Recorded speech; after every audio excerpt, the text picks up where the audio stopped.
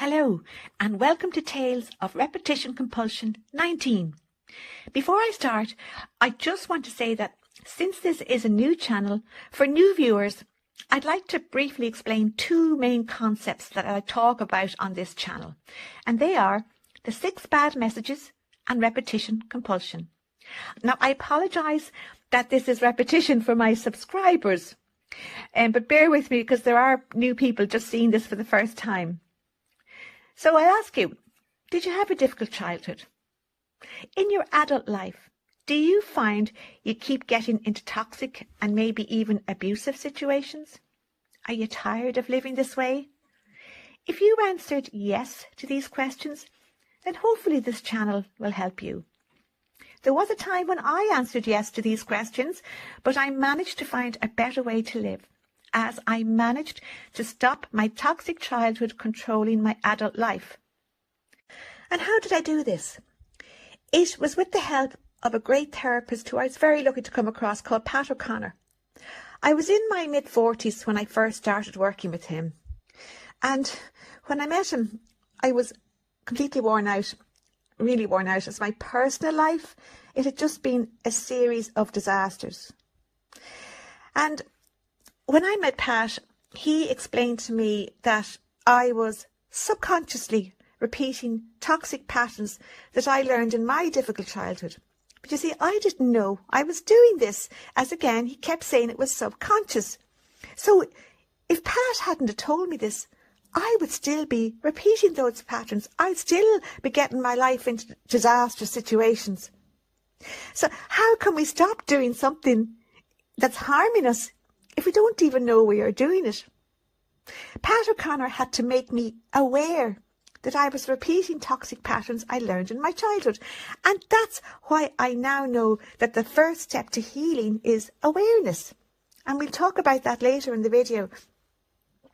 If you are repeating toxic patterns that you learned in your childhood, then hopefully this channel will give you an awareness that this is what you are doing. And only then, when you are aware of this, can you stop doing it. This is why I set up this channel, because I know there must be people in the world who are having difficult lives as they're not aware they are repeating toxic patterns that they learned in their difficult childhoods. If I can help them aware that they are doing this, then there is hope that they'll stop and their lives will be better. So why does a toxic childhood follow us into our adult lives? Well, sadly, in a difficult childhood, we learn core beliefs about ourselves. But these beliefs are damaged, and I'll explain why. They are not the truth about who we are. I call these damaged core beliefs the 6 bad messages, and I have a playlist on this topic with lots of real-life examples to help you understand it easier. The other way a toxic childhood follows us into our adult lives is through a psychological concept or process called repetition compulsion. And I have playlists called Tales of Repetition Compulsion, which feature real-life examples again of how this concept invades every area of our adult lives. This video is part of this playlist series and it involves our relationships. Since repetition compulsion can be a difficult concept to understand, I feel the best way is to give examples, or tales, from our everyday lives, showing how it invades every aspect of our lives. Each tale is centered around a specific life category, a specific bad message, and a character. So, in today's Tales of Repetition Compulsion 19, the life category is relationships. The bad message is you are not enough, and the character is Eva. Do you go through your relationships always feeling that you're not enough? I felt like this for most of my life, but I did find a way to stop this bad message from controlling and ruining how I felt about myself. My 3 dogs, who I call the 3 wise tales, they'll show you how I did this at the end of this video. So in relationships, where does this bad message, you are not enough, come from? I'll explain it as follows. Children learn what they live, and they are subconsciously programmed to repeat in their adult lives what they learned as a child. What a child learns becomes their normal. It is what they are familiar with. And as adults, again, we are subconsciously programmed or compelled to gravitate to what feels normal for us, even if it hurts us. So, if a child grows up in a toxic or abusive environment, they will sadly naturally gravitate towards toxic and abusive situations in their adult lives. Now, this is not the child's or the adult's fault. They are not to blame because they don't even know they're doing this. It's all done subconsciously. Sadly, if a child's experience was living in a toxic and even an abusive environment, they are destined to recreate this environment in their adult lives. This is the psychological concept called repetition compulsion, where we are compelled or programmed to repeat in our adult lives what we learned as children. So, in today's Tales of Repetition Compulsion 19, let's look at our character Eva when she was a child. We meet her when she's 9 years old. Her mother is, I'm sadly to say, very critical. Nothing Eva does ever seems quite right. One afternoon, Eva brings home a drawing she made in school, and she's really proud of it. She worked hard at it, and she even got a gold star from her teacher. So Eva comes home, she walks into the kitchen and says, "Mom, look what I did today." Her mother glances at it briefly while washing the dishes and says to Eva, Yeah, that's nice, but why did you use so much blue? It ruins the picture." Eva tries to explain that the teacher said it was good and she got a gold star for it. But her mother replies, "That's okay, but surely you can do better than that." Eva walks away quietly. The gold star suddenly doesn't matter anymore. She learns something very subtle but very powerful. No matter what I do, it still isn't good enough. And sadly, over time, moments like this repeat. When Eva is happy or proud of herself, the response she receives is correction, disappointment, or indifference. Slowly, in her subconscious mind, a belief forms, and it is the first bad message: I am not enough. Eva is not even aware that she has now learned the first bad message, as again, all this is done subconsciously. This way of living, always feeling that she's just not enough, this is what becomes normal for Eva. This is what is familiar for her. And since we are programmed to gravitate to what is familiar to us, it is now highly likely that Eva will gravitate to feeling exactly like this as an adult. So, let's fast forward to Eva as an adult. She's now in her 30s and she's in a relationship with a guy called Daniel. He's not openly cruel, but he's often distant and he's critical. He rarely compliments Eva, and he frequently points out small things that he thinks she's done wrong. For example, if she cooks a really nice dinner, he might say, "Yeah, it's okay, but it's a bit salty." If she dresses up for an event, he might say, "You're wearing that? Have you nothing better to put on?" Eva notices that she tends to feel anxious around him. So she tries harder and harder to please him. She cooks better meals. She tries to look nicer.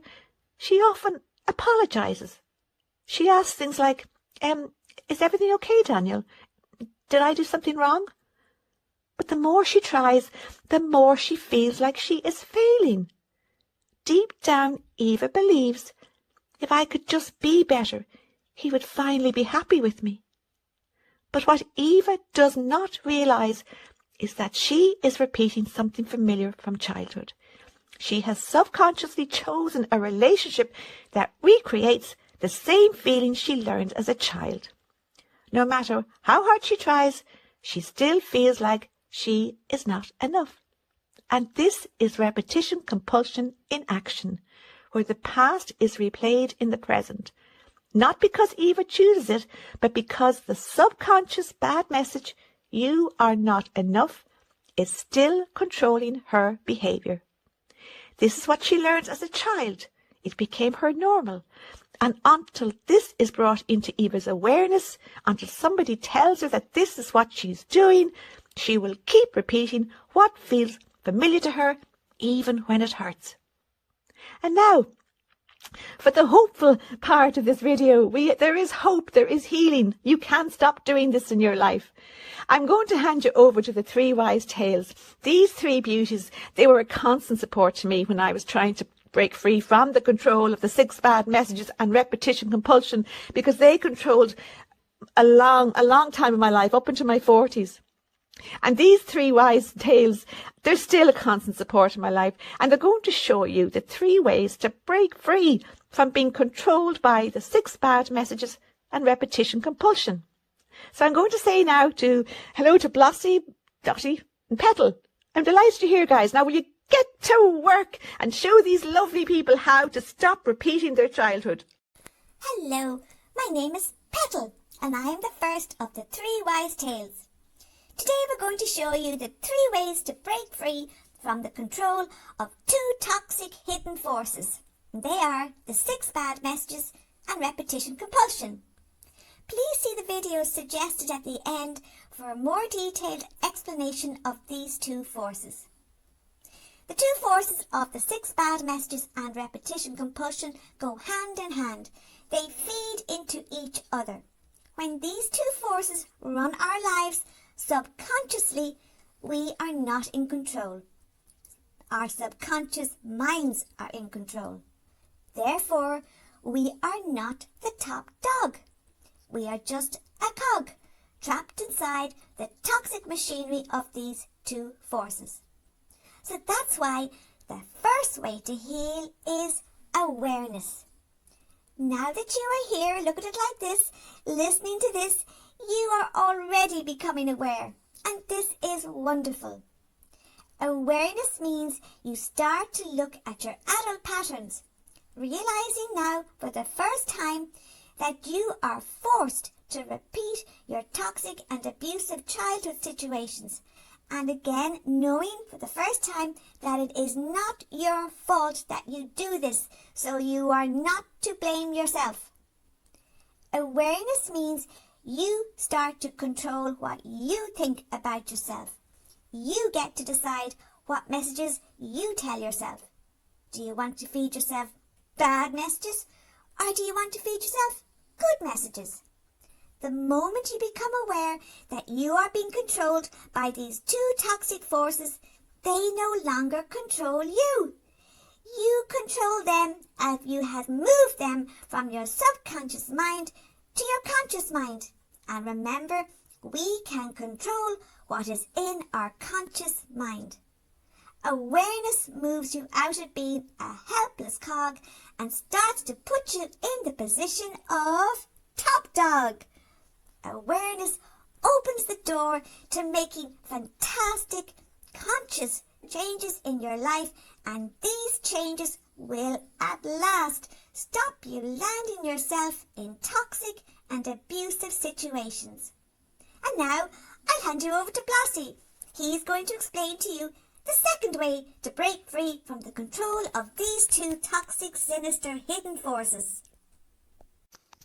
Hello, my name is Blossie, and I am the second of the 3 wise tales. I am very old, so these days I have a long white beard. But being very old doesn't just mean I have a hairy face. It also means I am very wise, and I am so happy to share this wisdom with you. Now let me tell you why the second way to heal is so important. Most people who grew up in toxic or abusive homes were never taught to trust their feelings or instincts. In fact, they were often taught the opposite. If they ever dared to speak up and give their opinion on something, or if they ever expressed how they felt about something, they were often told, "Oh, you're too sensitive," or "You're just imagining things," or "Oh, don't be so dramatic," or "Will you keep your opinions to yourself and don't make trouble?" Over time, they learned to disconnect from their feelings and their instincts, and in doing this, they disconnected from their inner warning system.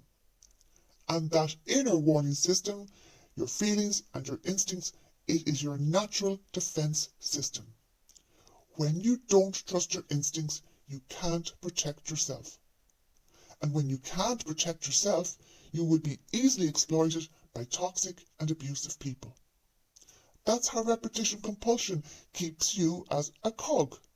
You keep walking back into toxic relationships. You keep tolerating mistreatment. You keep overriding the feeling that says, this doesn't feel right. I should be away from this. But when you start to listen to your feelings and trust your instincts, everything changes.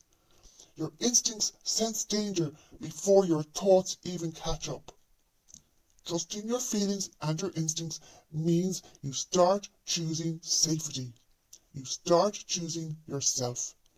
You start saying no to toxic and abusive situations. And every time you listen to that inner voice, you step out of the machinery. You stop being a cog and you become the top dog. You become the boss of your life. Because top dogs protect themselves. Top dogs listen to their inner voices. Top dogs don't abandon themselves just to keep the peace. Top dogs protect themselves from toxic and abusive situations. So today, no more being a cog. Today, you start being the top dog. And now, let me hand you over to Dottie. She's going to tell you the third way to break free from the control of repetition compulsion and the 6 bad messages. Hello, my name is Dottie, and I am the third of the 3 wise tales. I am the queen of the pack. I'm the entertainer. I keep everyone happy. So I am definitely the top dog in this house. Now listen closely, because this final step is powerful. The 6 bad messages didn't come from nowhere. They came from having to survive a tough childhood. And here's the truth. The 6 bad messages are not facts. They are lies you learned. So, the third way to heal is to nip and flip the bad messages. You catch a bad message, you nip it in the bud, you don't give it airtime, you don't entertain it. Then you flip it to the truth about yourself. You flip the bad message about yourself to a good message about yourself. So, you are not enough becomes I am enough exactly as I am. You are responsible for others, adults becomes I am only responsible for myself. You are alone becomes no, I'm not alone. I matter and I belong and lots of people love me. Now, you might say, Dottie, that's so obvious. But it isn't obvious, as we are feeding ourselves these bad messages from our subconscious minds. Therefore, we don't even know we are doing this. But when we nip and flip, we bring the bad message into our awareness, into our conscious mind. And by doing this, we are in control. And we can now retrain our minds to believe the truth, to believe the good messages. So, every time you nip and flip, you take your power back, because top dogs choose their thoughts. Top dogs choose to feed themselves good messages about themselves. Top dogs choose to ignore the lying, nasty, bad messages. Top dogs are no longer cogs. So today, me, Petal, Blossie and Annette, we want to tell you this. You are not alone. You really do matter. And we are all here together learning to have better lives. We really care about you. And one last thing. The 3 wise tales, we have a very important good message to tell you. We want to tell you that we really, really woof you.